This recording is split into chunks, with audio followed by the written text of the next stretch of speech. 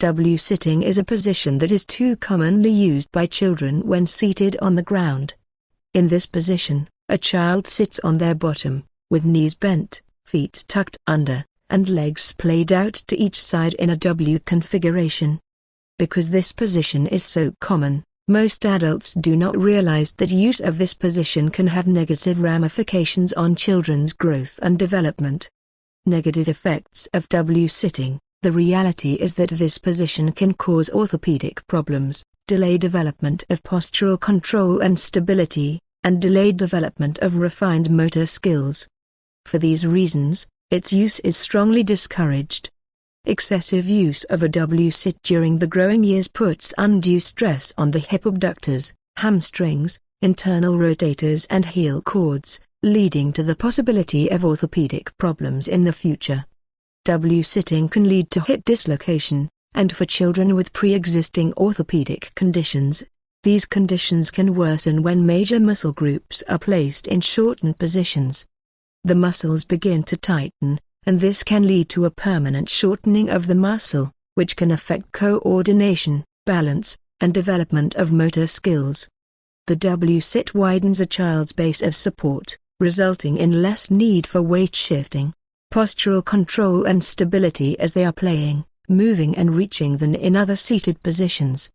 In addition to resulting in decreased trunk control, the W-sit does not require as much trunk rotation, which helps develop midline crossing and separation of the two sides of the body needed for bilateral coordination.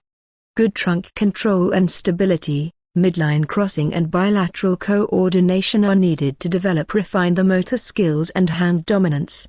Children require the opportunities to develop more mature movement patterns in order to develop higher-level skills. How to prevent W-sitting? It is best to prevent children from developing this habit. However, we all know children who have already established this as a preferred seated position. When possible, anticipate and catch it before you see your child move into a W-sit. If and when you do see your child in a W, consistently encourage her to adjust to a different position by saying, "Fix your legs." Consistency is key. Make sure children know what some of their other options are so they can choose an alternative. Functional seated positions that will allow the child to develop trunk control and mature movement patterns include tailor sit, also called crisscross, long sit and side sit. It is important for parents to teach and encourage alternate seated positions at home, and teachers to teach and encourage their students to use alternate seated positions at school. This encouragement will have positive effects on a child's growth and development of foundational skills.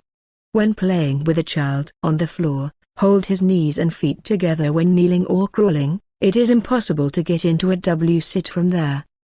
The child will either sit to one side, or sit back on his feet, and from there he can be helped to sit over to one side.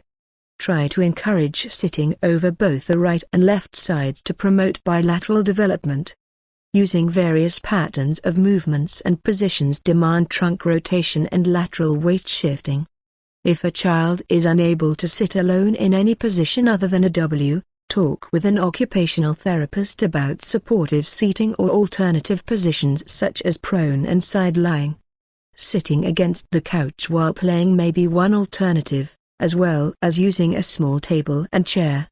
A therapist will have many other ideas based on each individual child.